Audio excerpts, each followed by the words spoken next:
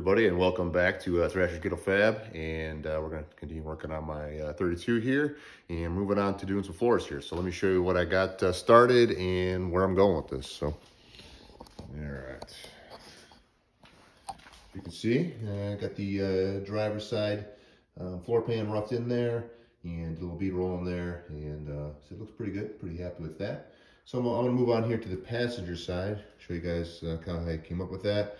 And then we'll just keep rolling along, see how far I can get in this video with the floors. But basically to get this started is what I did is I, as you can see, I laid the levels there and created a right angle.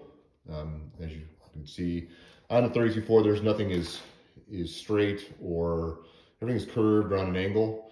So I had to find somewhere to plot points on the sheet metal to get a rough cut here. So what I did is found a center line, found the back of where I want my panel to be, and set that level coming this way is my center line. Go ahead and take those points, and I roughed out this panel here in a massive sheet, 10 by 5 of 18 gauge, and I couldn't even move it here, so I kind of roughed these out real quick and cut them out. Just a rough, rough size, using the same method, but now I need to get these fit the shape. So you can see here, if you can see, here's our center line here, just transferred over, and then I scribed a line on here, and what I'm going to do is I'm going to leave a 5/8, as you saw on the other side, 5/8 flange on here. I'll give something to spot weld the tunnel to, and just it also strengthens the floor a little bit, so I'm going to put that in there. So going to get this cut here. This is going to come in 5/8, same thing, all the way to the front. And then I'm going to use my tipping dies, and I'm going to create a 90 here to strengthen this up and get it to so fit in the car. Once I do that, then I can trim the final shape here, and then lay out the bead rolling for you guys.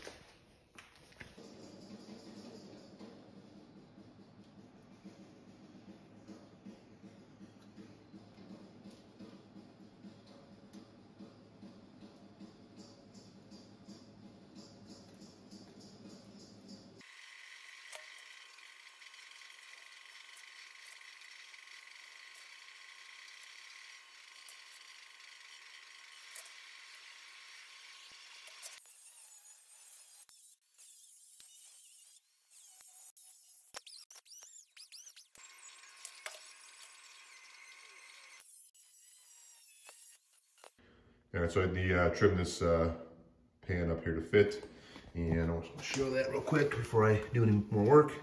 And you can see it's nice and tight, the transmission, bell housing. Not exactly sure what I'm gonna do up here. By the starter, I had a little cut out there. I might eliminate that. I might just kind of bring that over. I don't know, I'm not sure yet. Just wanna make sure I can, the tunnel will come out. I'm gonna make it removable so I can get to all those bell housing bolts and the starter bolts. So I might not need as much clearance there, especially with the motor sitting lower. So I just want to show it in there, show the fit, and then show, well, I'm gonna have to roll this up, this edge up first. I'm gonna roll that up because I need to get this to fit tight where it's gonna be.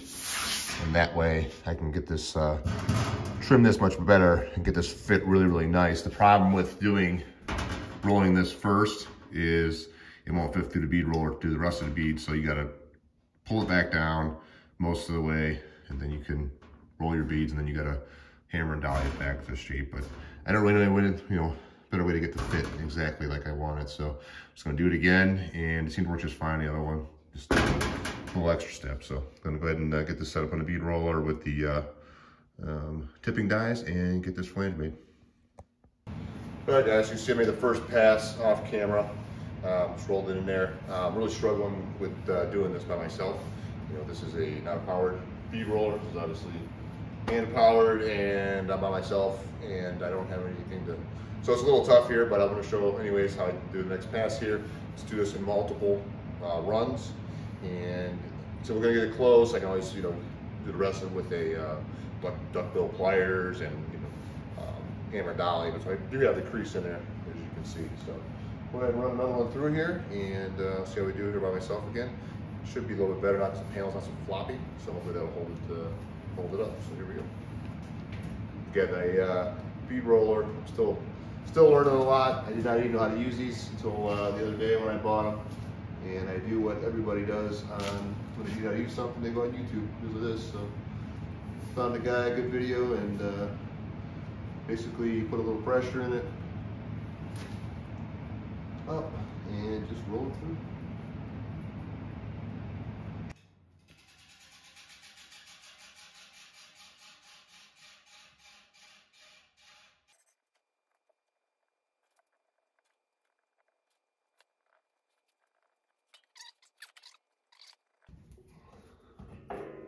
So you can see, I need another set of hands here.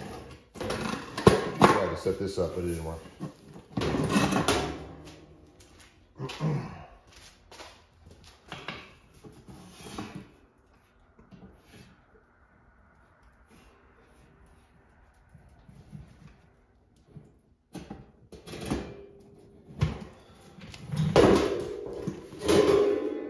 Okay, if you can see that on the video there.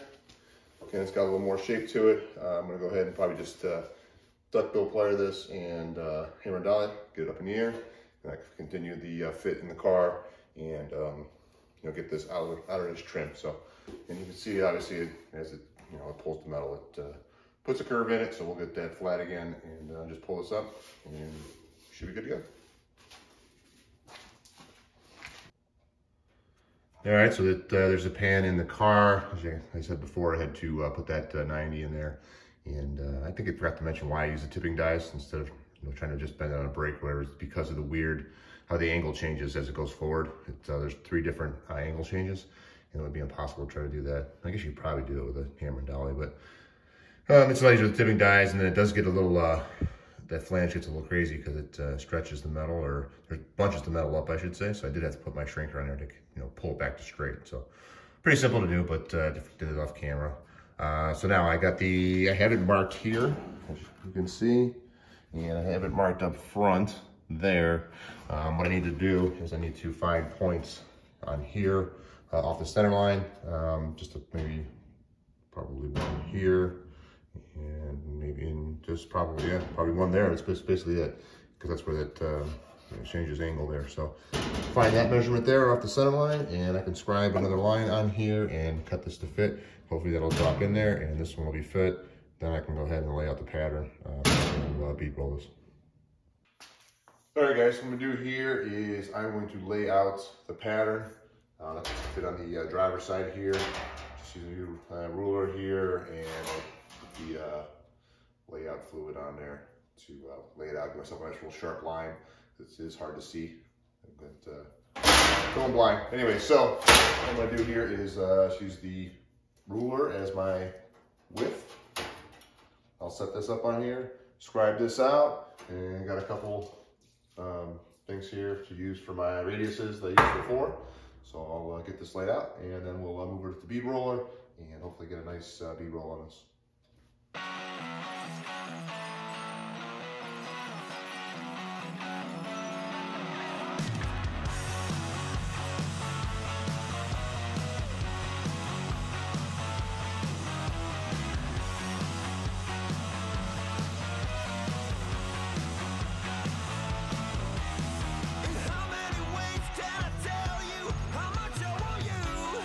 All right, let's take a look there. Got everything laid out, and just match the other side there. One thing I do want to mention that I didn't say when I started laying this out was I'm kind of limited with my bead roller. Only being, what is it? I think it's an 18-inch throat or 16-inch throat. You know, kind of got to think your design out. So this is what I came up with. I had a different X pattern I really wanted to do, but can't do it because I don't have a deep enough bead roller. So this is what I came up with, and seemed to work pretty well on that one. So let's get it set up here, and I will start rolling this one out. All right, so there's set up in the bead roller. I'm going to start on these outside longer indentations, whatever you want to call them here first. Got the rolls, the roller dies, whatever set in here, and it's going to be bringing the material up because this is on the bottom. So I'm going to bring that, bringing it up so it'll be down what's in the car. I'm going to start here, and I'm going to roll. I should do that right. I think, yes. I don't know if you know what? I think I got this backwards. Let me flip this around real quick. All right, so I was right. I just want to make sure that I can, as I work it this way and I turn this corner here, that it does have enough swing to get through here. And I believe it does, so I'm gonna go ahead and start rolling this. Did 2.5 turns on the other panel. That seemed to work well. Started with 3, it was way too tight and it was hard to roll. And you know, frankly, this is pretty hard to roll when you're doing all this by yourself and cranking the wheel. So 2.5 turns it is. I'm gonna turn it down and I'm gonna get rolling on this, and that's it.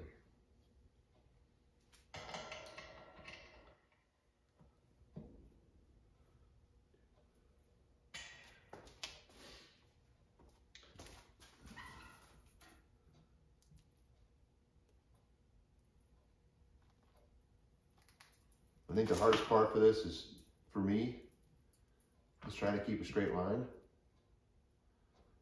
Is you're turning with one hand and it wants to turn. And it's really amazing how little bit will show. As you can see right here, this is a hard one.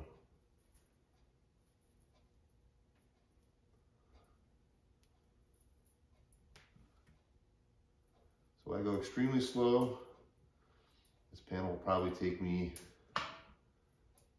probably half an hour to do it. But like I said, I'm learning on this tool. You can see I'm trying to keep it straight and it wants to move.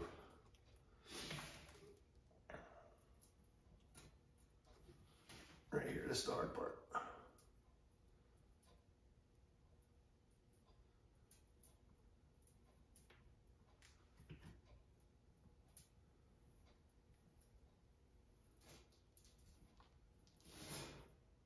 Turn the corner real slow, and back at it.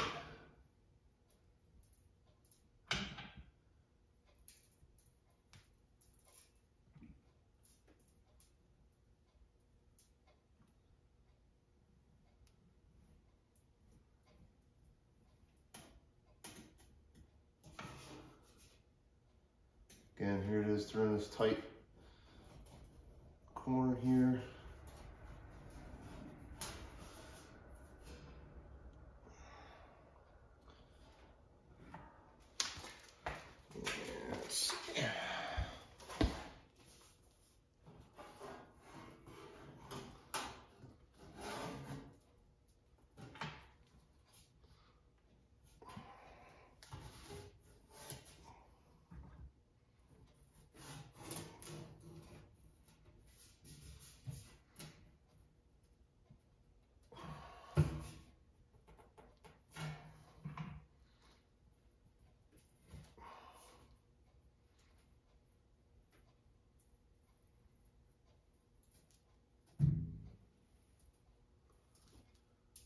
And back to straight.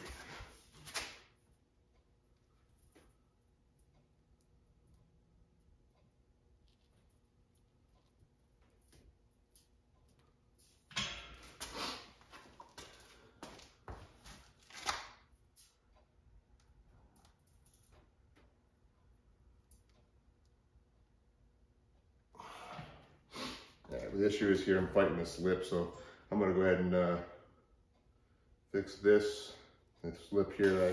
Then I'm gonna grab the duckbill pliers, fix this, and throw this up on probably fast forward, and I will get this one done, and then show you guys this one, and then just finish panel.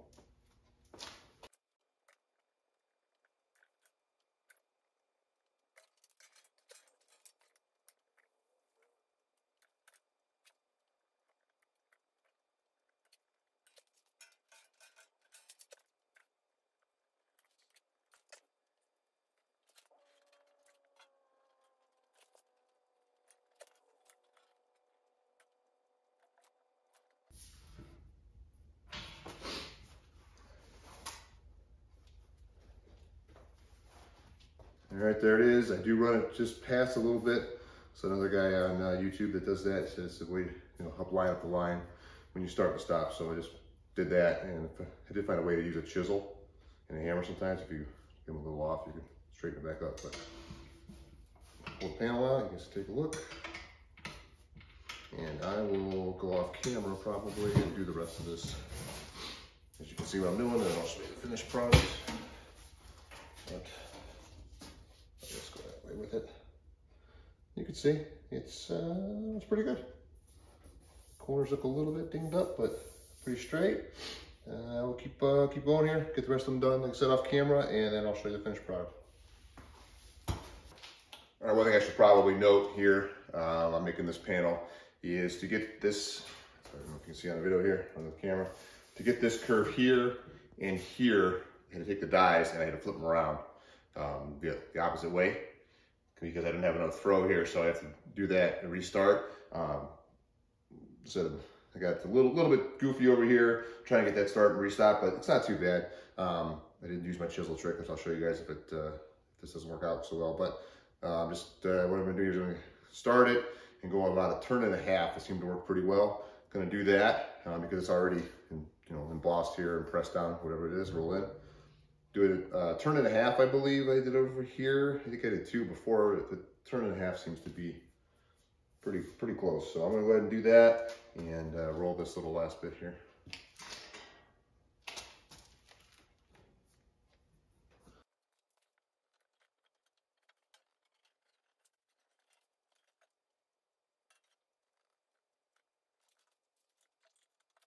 All right, so I do see a little bit of an issue.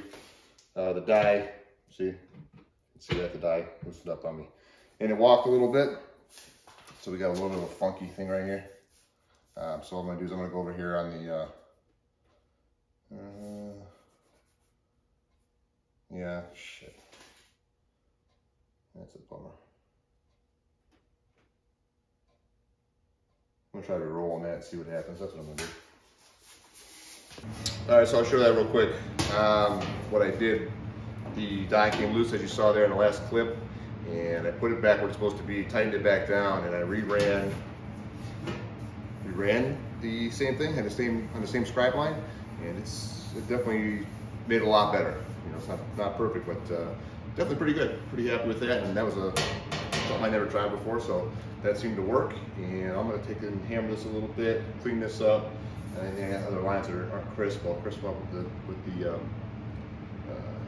chisel, fix this, and get it set in the car for you guys. All right, there's the pan all done, cleaned up. A little hammer and dolly work where it got bent from me trying to hold them with one hand, and the rollers were kind of tweaking the nut a little bit. So I got that cleaned up, and a little chisel work on some stuff that was a little wavy, and a couple things still look a little wavy. I can see when they're actually in the video, but all in all, I'm pretty happy with that. And it is cleat-coated in place. So I got now I got both sides done here, and I am going to move on to this back piece here over the rear end, which should be fairly straightforward, except for I'm going to have to make some kind of recesses or bumps, whatever you'll call that, for the rear end and the upper control arms. When it's at the top of the trowel, it will be past the floor. So I'm going to figure that out, make that piece, and so we'll keep that in this video. So the little off-camera work here, guys. I got to get this back panel fit. Really wasn't much to show. Just some cardboard templates and getting everything, to fit. Took a while to get a nice fit up against the wheel wells there, and also on the just the whole tie-in. Just like I said, not a complicated piece, but it definitely took a little bit to do. So that's in the car. You can see I haven't done anything yet, but just get a cleat coat in place. I do have to make those recesses and stuff like I talked about earlier. But I believe I'm gonna move on to the tunnel for now and then go back to that to give some structure and strength back and everything. So as you can see here, I have cardboard template laid out. Got some poster board this morning from the dollar store. I have that laid out. Gonna get this pulled out of here, transfer this to metal, and start rolling this thing. And make a flange on here, and we'll get that up on the video and see how this turns out. All right, so moving forward here with the tunnel, used my template here that I made, laid that out on the steel, and I got the basic shape of the tunnel here. Just kind of mark the centers, and what I'm going to do here now is I'm going to attempt to make the curvature of the tunnel. I don't obviously have a roller here that can do this, or a brake or anything that could start this. It's way too big. I'm gonna use the edge of my bench, possibly this my TIG cylinder, or I might even go outside, which I don't want to because it's freezing out right now, and bend it around my kid's basketball hoop pole. So we'll see, and I'll get that up on the video, and we'll see how the hell this works. Okay, you see it on the last clip. I started trying to bend this thing over on the bench and on that cylinder, but it was really probably, it was definitely a pain in the ass. So anyway, so I've never used my English wheel, but I started to try to use that, and I got some curve in it. You can see I got a lot of track marks and stuff in it. I have no idea what I'm doing with it. So I'm gonna set the camera up anyways, what the hell, and see if I can get a little more curve in the back there, and just keep rolling with this thing. And like I said, it's starting to take shape, and I'm just gonna take it slow and see what happens.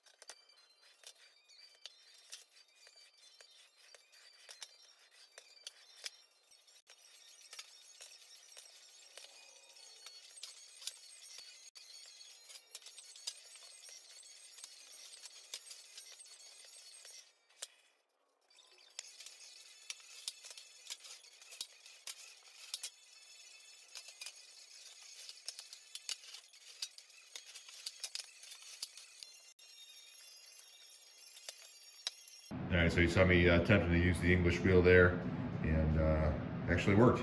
It's the right shape. It does have some marks and stuff in it, which I'm sure is because I'm not using it quite right. I have to watch some more videos on that, how to use it, and I just never had bought it and never really had anything that needed to use for it at this point. Could have used it earlier on the build, but so there's this. I got this line scribed on there, as you can see, and I'm going to take the tipping dies and try to put a flange in here, and we're going to see how that works. And hopefully then, it does fit in the car pretty well, so hopefully once we get the flange in there, I can set it in there and get it tweaked the final little bit.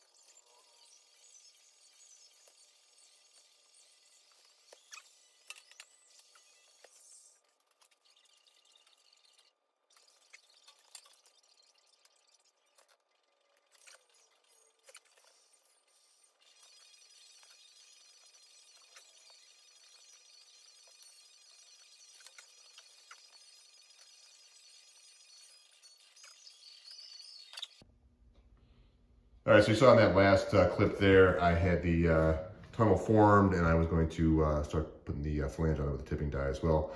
Did that, and I also tried to make some kind of pattern, like this in there, and I started that and realized that I couldn't make the turn because the tunnel was hitting the stand on the B-roller. So I ended up having to hammer those flat, run it back through the English wheel, had all kinds of problems, and I couldn't get it to fit. It had a weird angle, as you can see on this side. It's kind of because of the offset pinion, it runs at kind of a funky angle. So I I had to put that split in there to get the tunnel to move. I got it to move, welded it, and it fits pretty decent. I'm gonna pull it out here now and just do the finish, clean this up, making it fit just the best I could, the best I can, polish everything up, and then I'll get that up on the video just to show the finished product. I mean, it's gonna be a lot of hammering work and grinding and smoothing, and maybe run it back through the English wheel a couple times just to get it smoothed out, that weld there, and let's say this flange in the back. So nothing too much to see, so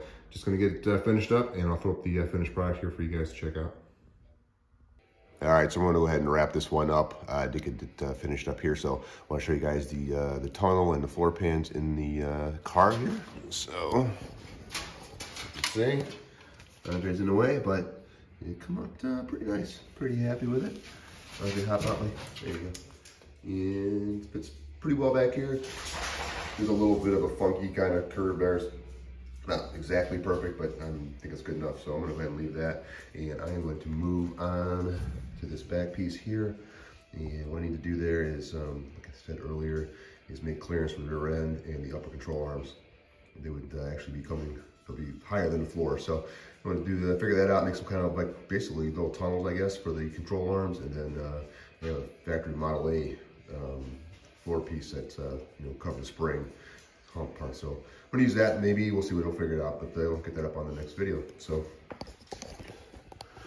that's it, guys. Thanks for watching, and I will see you next time.